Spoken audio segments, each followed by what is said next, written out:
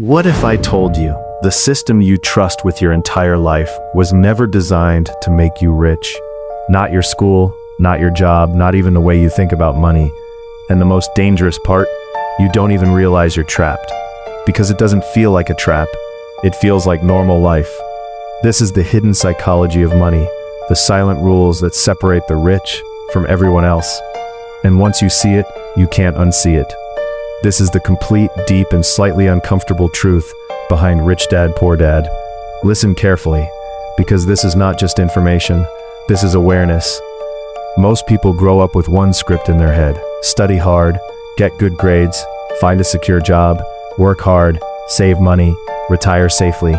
It sounds logical, it sounds responsible, it sounds right, but there is one problem. This path was never designed to create freedom. It was designed to create workers. Think about it. If everyone became financially free, who would work the system? So from the very beginning, you are taught how to earn money, but never how to make money. There is a difference, a dangerous difference. Robert Kiyosaki realized this very early in his life when he was learning from two different father figures. One was his real father, highly educated, respected, stable, but constantly worried about money. The other was his friend's father, less educated on paper, but extremely sharp with money, building businesses, creating opportunities, and thinking in a completely different way. Same world, same opportunities, two completely different outcomes. And the reason was not luck, it was mindset. The poor mindset says, I need to work for money. The rich mindset asks, how can money work for me? Here is where things start getting uncomfortable. Most people don't actually have money problems. They have thinking problems. They earn money, but they don't understand money. So they fall into a loop that looks harmless at first, but slowly becomes a cage. You get your first salary.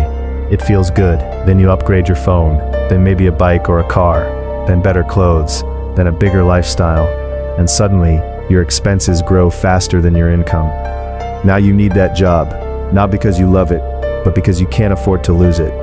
This is called the rat race, and the scary part is, it feels like progress.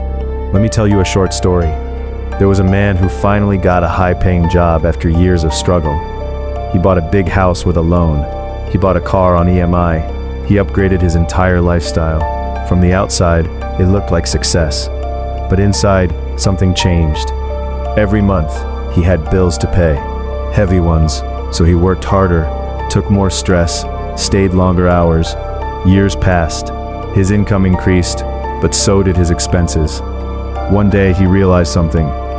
If he stopped working for even a few months, everything would collapse. The house would go, the car would go, the lifestyle would disappear. He wasn't rich, he was owned. This is the illusion most people live in. They think they own things, but in reality, their things own them. This is where one of the most powerful concepts comes in, but here's the twist. The definition you've been taught is incomplete. An asset is not something you own. An asset is something that puts money into your pocket, even when you are not working. A liability is something that takes money out of your pocket, again and again. Now think carefully. That expensive phone, is it making you money? That car, is it generating income? That house with a huge loan, is it putting money in your pocket? Or is it quietly draining your financial energy every single month? This is where the game changes. The rich focus on acquiring assets. The poor and middle class focus on looking rich. There is a difference, a silent, invisible difference. And this is where psychology plays its biggest trick. Humans crave validation. We want to look successful before we become successful. So we spend money to impress people who are not even paying our bills. And slowly, we dig our own financial hole. The rich do the opposite. They stay low. They build quietly. They focus on cash flow, not appearance. Because they understand something most people don't. Money is not about showing, it's about controlling.